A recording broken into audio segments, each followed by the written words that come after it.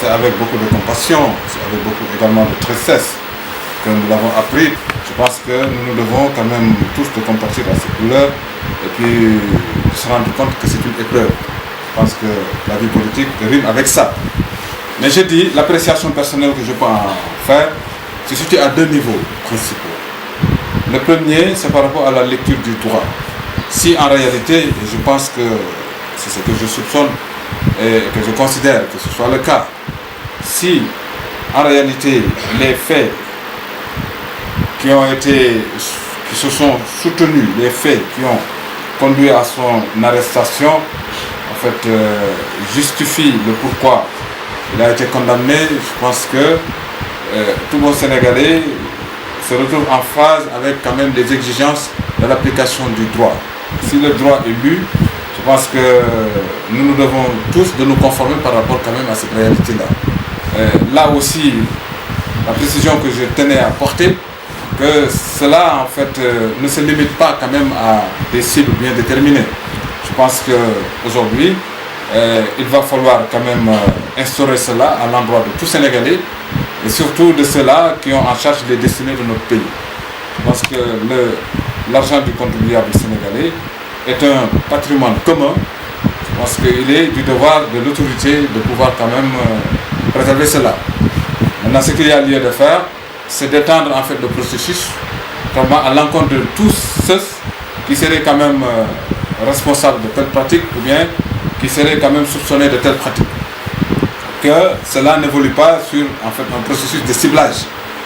Trouver des gens auprès de qui ou bien à l'encontre desquels on peut effectivement intenter des procès pour pouvoir quand même les affecter, pour pouvoir les intimider, pour pouvoir... Je pense que quand même le droit en tant que tel ne doit pas évoluer comme ça.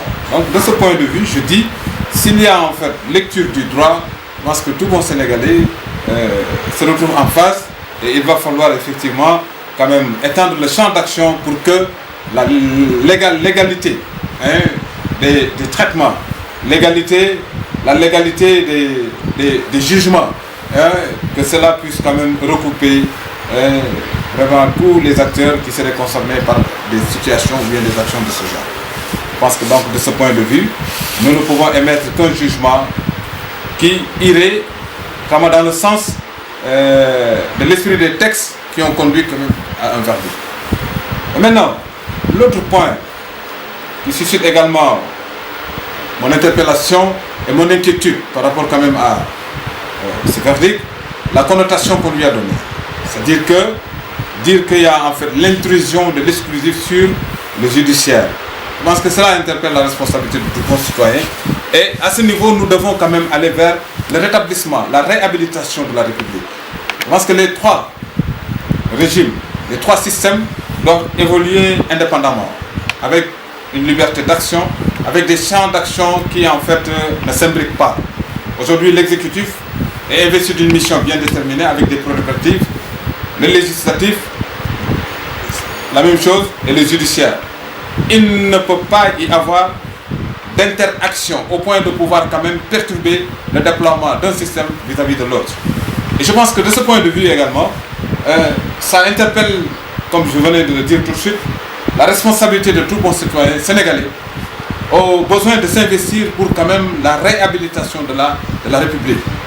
Que les gens puissent se rendre compte que nul ne peut être au-dessus des lois et que qu'importe les ambitions, les intentions, les projets que l'on porte, qu'importe également les orientations qu'on a par rapport quand même à la détermination de ces objectifs qu'on a en termes de propagande politique, en termes de convoitise par rapport à la République, je pense qu'il est tout à fait normal que chaque Sénégalais puisse se rendre compte que la Constitution est quelque chose de sacré.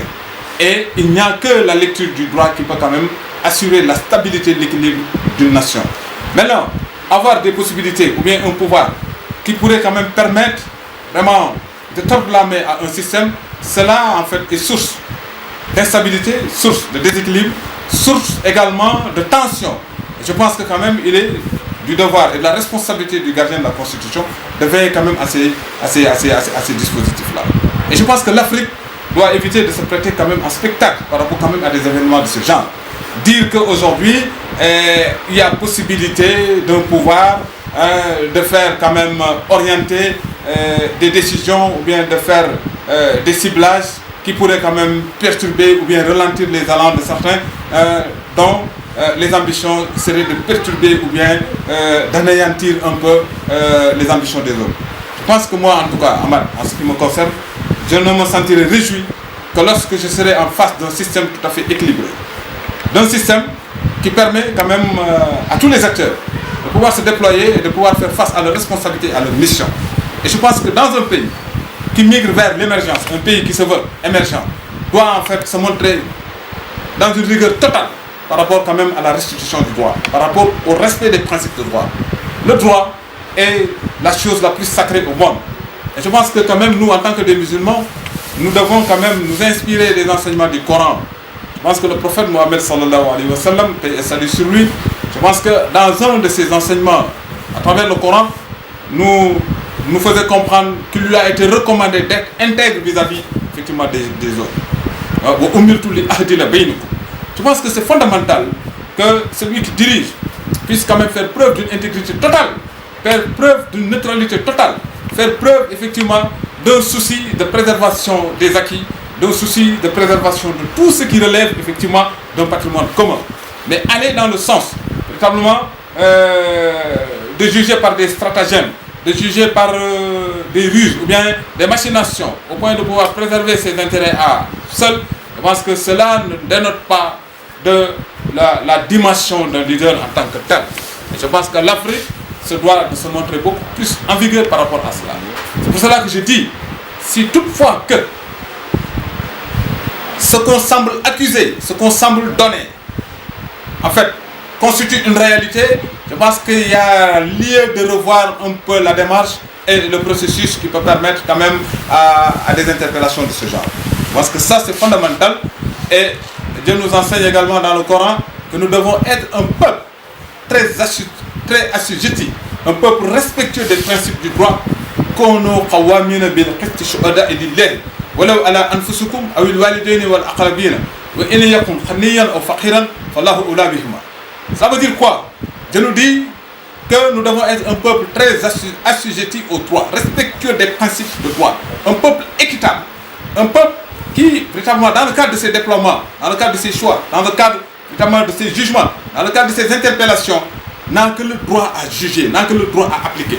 Et je pense que cela s'adresse aussi bien aux acteurs du droit, s'adresse aux autorités politiques, s'adresse aux citoyens, s'adresse à tout le monde. Même s'il s'agit de vous-même, de vos parents et des gens qui vous sont proches, qu'ils soient riches, qu'ils soient pauvres, Dieu est au-delà de cela. Je pense que nous devons quand même être équitables. Et c'est pour cela qu'effectivement, nous avons tout intérêt quand même à migrer vers quand même le respect scrupuleux de ces principes-là. Dans un autre passage du Saint-Coran également, Dieu nous recommande Inna Allah yahmurukum an tu'addu amanat ila ahliha.